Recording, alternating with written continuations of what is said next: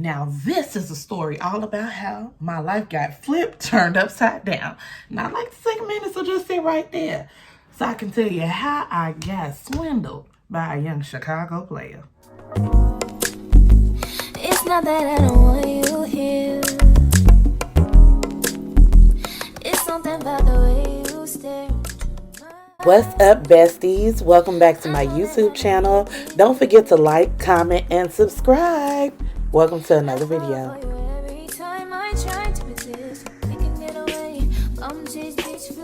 What's up, besties? It's your girl, your favorite church girl influencer, Sheridan S. Davis, and I'm back with yet another video. Y'all know what today is.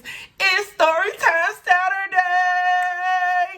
Happy Storytime Saturday, besties. Y'all tell me where y'all watching from. I hope y'all are going to enjoy this story. Usually when I'm telling my story times, I would love to have a glass of wine, but y'all know I'm on my weight loss journey. Can y'all see it in my face? Look. So I'm drinking water. I can only have water, y'all. Water. I want some wine. Water to wine. Anybody know that song by Ricky Dillon? But anyway, thank y'all for tuning in. If you are new to the channel, welcome. If y'all are returning, welcome back. And I need everybody to like, share this video, okay? Comment and subscribe, because I'm about to tell y'all about one of my love stories, okay? So for those of y'all who don't know, I'm going to give a little bit of background about myself. I'm 31 years old. I am still a virgin, so I did my video about that. It'll pop up somewhere in one of these corners. Check it out, okay? So I am a Christian woman. I am a minister, and so I have pledged that I will remain abstinent until marriage, okay? Cool. So because of this, I have not had a vast amount of dating experience, but that I have, I give it unto thee, okay? So let me tell y'all about this scenario. So this is with my last boyfriend. I have only had two. So this is with my last actual boyfriend. Prior to that, you know, I've had guys that I've talked to. I've talked to a few guys, but as far as saying this is my boyfriend, it's only happened twice. So, yeah, for the sake of this video, and just because that's what we call him, me and my family and friends, we are going to call him by his first nickname. He has two, and I'll introduce the next one later. We are going to call this gentleman Quarantine Bay. Quarantine Bay. Why are we calling him that? Because I literally met him during the pandemic. All right, y'all. So before I get into this story, again, I need y'all thumbs up this video and subscribe, y'all. Thumbs up, subscribing. Those are free ways to support my channel. I'm trying to grow the channel, y'all. We are on the road to 1,000. So help me get to 1,000 subscribers, okay? All right. So let's go back to 2020. All right, at the top of the year in 2020, I had made up in my mind that I was tired of being single and I wanted to date. Sounds like, you know, what's going on with me now, but whatever. I made up in my mind that I was tired of being single and I was ready to start dating, right? So I didn't move on it initially when I had those thoughts, but I just knew in the back of my head, like, okay, this is the year I kind of want to get out there. Cool. In January of, like, the top of the year, that first, I think it was the first or second Sunday in January of 2020, God had spoke to me, and I had given a prophetic word in my church that there was going to be a famine that was getting ready to take place, and that God was going to keep us in Goshen, and that we were going to have to, like, be prayed up and all this other stuff, whatever. So I ain't fully comprehend what that meant. I just knew, I know what the word famine means, okay? So I knew that, but I could never have imagined what COVID was going to be like. I could not have imagined that, okay? And so with that being said, 1 week before, you know, there's scuttlebutt going around about this new disease that's out here, and I'm hearing some people saying it's not that bad. So I'm just like, okay, well, it ain't going to be that bad. Okay, and let me pause and put on some lip gloss. Honey, I cannot stand for my lips to not be popping. I need them shining. And for those of y'all who are going to ask me, this is the lip gloss I made myself. From my line Church Girl Summer. Here's what it looked like. It's a pretty shimmering pearl pink lip gloss, and it's more like, it's just a hint of pink. It's clear, but it's a hint of pink, so like little girls can wear it too.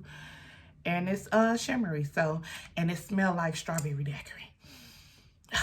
I love for my lip glosses to smell good, so I only sell lip gloss that smell good. So if you want a lip gloss, this is the Cheyenne lip gloss.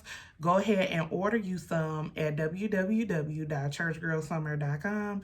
Get into it. I hand make these glosses, and I always got the scents popping. Different lip glosses have different scents, so check them out and see what you get. All right, so there was, you know, rumors about some disease coming from another country, and that some people were, there were so many conspiracy theories out there. Some people saying it wasn't gonna be that bad. Okay, it's just like another flu. Okay, well, I wasn't alive, okay, when the flu had first came out. Okay, so even with it being said that it's like another flu, that's a big deal. Like, it's a big deal, but I was trying to think like, oh, it's not gonna be a big deal. Yeah, okay. I'm listening to the conspiracy. Some people are saying, oh, the government is trying to this is population control. This is because of the 5G towers and all this other conspiracy theory stuff. I did not know how crazy it was gonna be. Okay, so I live in Chicago. I would say the Chicagoland area. Cool.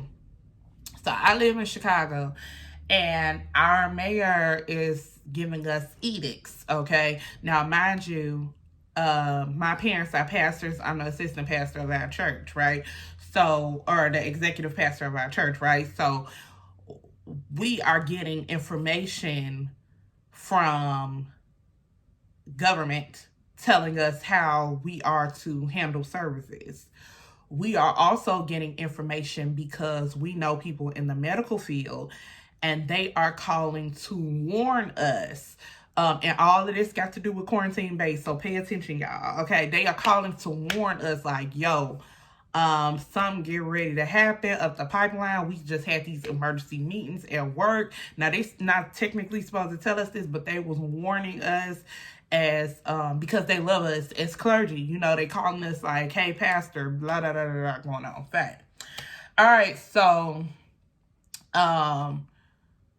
with that being said, a week before the official shutdown happens, like it was rumors that it was about to be a shutdown. Like it was rumors Mayor Lightfoot is about to call a shutdown. I'm like, girl, what? Like, we have never been through nothing like that before. So I could not conceive of these thoughts. Now, I've watched TV where they've shut down in a house, like somebody was ill, so they shut down in the house. But I did not expect, nobody could have fathomed what was getting ready to happen. So we move from our old house of I don't know how many years. Our family moves into another house, and we are so excited. Mind you, we don't know nobody out here in our area because we moved into a whole nother area. Fine, cool. So in the back of my head, while all of this is going on, it is so very stressful, okay? So although I knew a family was coming, I did not know what that meant or how grandiose this was about to be, okay? So I was very stressed out, especially that first week. Not because I'm not going anywhere, because that... I'm a homebody. That ain't do that to me. Although the fact that we didn't have the option was a lie. I think my auntie Angela said something to me, and she was like, I don't think that God ever meant for humans to be reading each other's thoughts so much. Like, we are in information overload as far as social media is concerned. And I definitely was. I mean, I watched so many conspiracies. People were sending me different things, and it was just... I had an anxiety attack one night. I was in my bed, and my heart was beating so fast, and I knew that that's what it was. And I I don't want to say I have anxiety issues. I will just say that I have been getting progressively better with dealing with anxiety. But that day, it was just really, truly bad. Like, I had to massage, like, my heart through my chest. Like, I was literally massaging and praying, and God, please, and trying to calm down and doing different anxiety exercises. Maybe I'll do a video on those exercises to calm myself down. So I was able to calm myself down with God's help and get to sleep finally. Okay, cool. A couple months passed, and so I was like, how am I supposed to date if everything's shut down? Like, and I'm not the type to holler at no man, okay?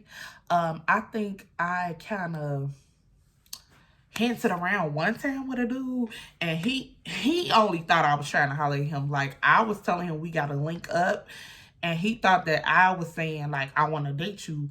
And I did kind of like him. I felt that we liked each other vibes, but I was never finna ask you out on no date. So anyway, I'll probably tell y'all about that guy another time. Anyway, so I was like, how am I supposed to date? How am I supposed to date? So I follow Kevin and Melissa, Kev on Stage, and Mrs. Kev on Stage on social media. We follow each other. I'm on there. I subscribe to their YouTube, and I used to watch the Love Hour podcast, right? And so on the Love Hour podcast, Melissa says they have a sponsor, and it is a dating app. I'm not going to say the name of the app because they ain't paying me, okay? So it's a dating app, and I'm like, oh, there is the answer. So I signed up for the dating app, right? And I'm like, okay, cool. So I'm swiping right, swiping left, swiping right, swiping left. And honey, I end up liking on 2 of the guys, okay, from the app. Now, mind you, when I tell y'all that I have not had sex before or I'm still a virgin, I want to be clear, like, a real virgin, not like, how people be saying, I'm a virgin, but I did I know that. I didn't even kiss until 29. And if you do your math right, the first kiss was with Quarantine Bay. Yeah. So anyway, I like 2 guys. One of them is he was cool, but it was kind of weird. He was a cool guy though, and he lives on the other side of town. And what is he does, I say he's a speaker, he's an entertainer. So he does like podcasting, he does music and all of this stuff, and he has a very dope voice. Like, his voice is amazing. So shout out to him. I don't even know if I still follow him on Instagram, but if I do, shout out to you, young man. So he has an amazing radio voice, so hopefully he goes really far. So it was him, and then it was Quarantine Bay. So I was virtually dating both of them, doing the whole Netflix dates. Do y'all know what that is? So I can't remember the name of the thing, but you can like both download this thing to add to your Google Chrome, and you guys can watch a Netflix movie together and like pause it to get like it will play together, and you like type in the chat like, oh my god, this is funny, oh my god, da, da, da, and you chat and watch together. So we did that, and then but the pyramid scheme though, the other guy, he was cool and I think he liked me. But the pyramid scheme, he was very much so like in my face. The other guy, he read one of my books. He was like, this is cool or whatever. He wanted to read something more raunchy. And at the time I was not writing anything raunchy. And so he was like, this is good. You did a good job, blah, blah, blah. He even left a review on that book. I'm gonna have to go back and look because I do not remember his name, and hopefully reading the reviews will help me remember. I don't know. Anyway, but the pyramid scheme was like, yeah, so can I video chat with you? And I'm like, you want to see me? Sure. girl. So we video chat, and he was cute. He looked like his pictures. I'm handsome or whatever. So I'm like, okay, all right. Mind you, we on Snapchat, okay? So we get off of the app and we go to Snapchat and we communicate on there. I had no idea that when you do a screenshot on Snapchat that it notifies the other person. So I'm screenshotting his picture to show to my girlfriends, and he like, oh, so you must like my picture. Oh, so you must like my picture, huh? Because you screenshot it. I'm like, bruh. Yeah, I didn't know that, so that was stupid. But anyway, I was sitting to my girls, and we was talking about how handsome he was, and he was a couple years younger than me. I think we 4 years apart or something like that. So I was like, oh, because usually y'all know I be with the old men, okay? So we get to talking, and he puts me on hold because he was on his way home from work this day. And supposedly he worked near my house. Okay, so he was on his way home, and he was like, hold on for a second, babe. And I'm like, babe, this is literally our first call. Like, that was weird to me, but I didn't think nothing of it. Why he would be calling me babe so soon, like, that was a lot. But whatever, I was just like, okay, maybe I'm just cold in these streets. I am a bit, I ain't dated a lot. And the guys that I have talked to, like, we kind of know each other. We have a rapport. So maybe that is what they be doing out here in these streets. No. At this point now, I feel like this Negro was love bombing me. And I'm going to explain to you why. All right, so I have always had this thing or this inclination in the back of my head that when I meet the one, I don't think it would be like this long, drawn out romance before I know who it is. Like, I felt like it might end up being a whirlwind romance. And so when this happened and things were moving like this, I was like, oh my God, maybe it's him. Like, ooh, no, it wasn't. So I started asking him about his relationship with God. Like, do you believe in God and stuff like that? Mind you, on the app, you can choose, like, you can filter out your choices. So I made sure that my, and the guys that they were going to bring to me as options, that number one, they were black, that they were tall, because I am tall. If y'all don't know, I'm 5'11". So black, tall, and definitely Christian. Okay, so those are some of the things that I had filtered out. And so I asked him, like, how's your relationship with God?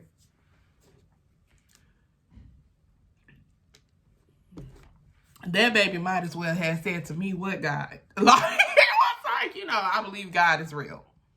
I was like, okay, like, what else? Do you pray? Like, do you fast? Do you go to church? No. God is real. So why you put Christian in there? Like, to me, that was a little bit deceptive. Like, it's just, I know God exists. And so at the time, I think because, I'm going to just be 100% honest, because I was so ready to date, and in my head, I was like, you know what, I'm a date. I didn't necessarily think I'm finna date for a relationship. I just wanted to get out there because I hadn't done a lot of dating. I was like, okay. Like, I didn't care. I cared in the back of my head, like, it's giving unequal yoke, but in the front of my head, I'm like, we're not finna be yoked. We just finna, I'm gonna just let you take me out. We just gonna kick it. And yeah, so he wasn't saved for real. Like, and so we had a discussion because he was very, he was a little frisky up front with, what he wanted to do and all this stuff. And I'm like, yo, this is really fast. Like, even if I was having sex activities, which I'm not, like, you don't think you should get to know me before talking about what you want to caress me and all this other stuff, like, you shouldn't try to get to know me. But maybe I was asking for too much. Maybe I was doing the most, expecting you to try to get to know me. I don't know.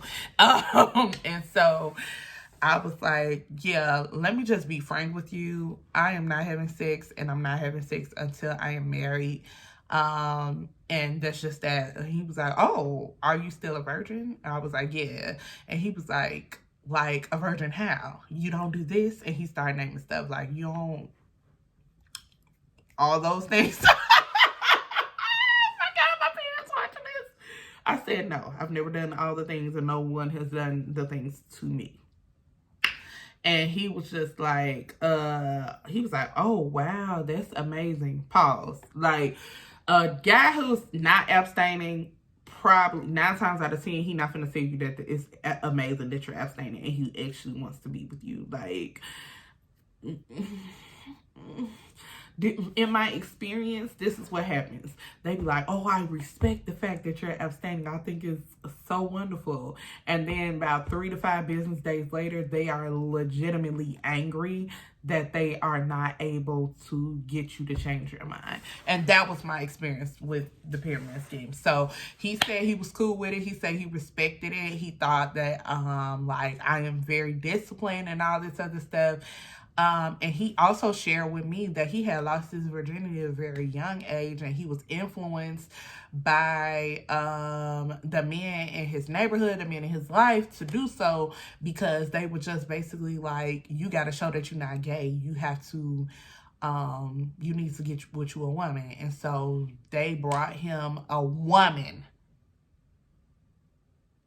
a fully grown woman, at a very young age. And I was just so like, yo, that is sad. That is so really sad. And I told him, I was like, you were violated. Do you know that? And he was like, violated how? Like, she was pretty, da da da. I said, yeah, but you were violated. There's no way as a preteen that you should be with no grown 20-year-old woman. Like, what? To prove that you're not gay? I felt very bad for him, and that sob story sucked me in. I was sucked in. I think he now knows what I know. I'm not sure if that story was true, but even if it was, I feel like he used that to reel me on into his web. Okay, so I was like, dang, that is really sad, and I think that's why you are dealing with some of the issues that he was dealing with, like, because he was violated as a kid. There's no way around that. And I hate that in different communities, like, they think that a boy having sex with a woman is a badge of honor or somehow good. No, it's rape. Like, it's rape. It's rape. Anyway, so eventually, it wasn't eventually, very soon into this relationship, I cut off the radio guy, and I was just with the pyramid scheme. And so he was like, I need to see you. He had seen the pictures from my parents' anniversary, and he was like, yo, you are so beautiful, and I love the fact that you have natural hair, you have locks. I need to see you. And I was like, because in my head, I was like, can we talk on the phone a bit more before I see you? Because you might be a sociopath. I don't know. And so he was like, I need to see you. Like, can you come out tonight? And I'm like, no. I am very shy. And so I definitely need a day or something to get my mind around what's about to happen. So he was like, okay, well, can we see each other this day? And I was like, all right, cool. So it was the day Pause. It was also the fact that my hair was not done. Like, if y'all could see in that picture, it was roots all up and through. The shop was not open yet, okay? Everything was closed. Everything was closed. I'm not gonna go out the house and my hair wasn't done. I had locks on top of an afro. Like, I wasn't finna go out the house looking like Lil Wayne. So, I was able to go to the shop because the shop had just opened back. I was able to go to the shop, get my locks retwisted. Here's a picture. And so he and I went out together. This is a picture of the two of us together. Anyway, we went to a seafood place by my house because I don't eat meat. So we went to a seafood place, and you know what? He had never had a seafood boil. Now, let me be clear. I was not finna eat no seafood boil. Now, I'm a bit better with this now as far as when I go out, I'm gonna eat. But just in general, I never finish my food. That's number one. I don't know why, but I just never finish my food. So I never finish my food. But also, you know, I feel like in order for me to eat a seafood boil with you, I got to love you a little bit, okay? Because that be making your breath stink. Like, I'm not finna eat nothing stinky on the first date. No. So what I ordered crab cakes. It was nice and safe, and I had gum. Okay, so we met up. He wanted to pick me up, and I was like, no, you're not finna know where I live, you sociopath. Like, I was so scared that he was finna be crazy and chop me up into a million pieces. And it was like, who's gonna find my pieces if he did that? But I had my sister to drive me off because I don't drive.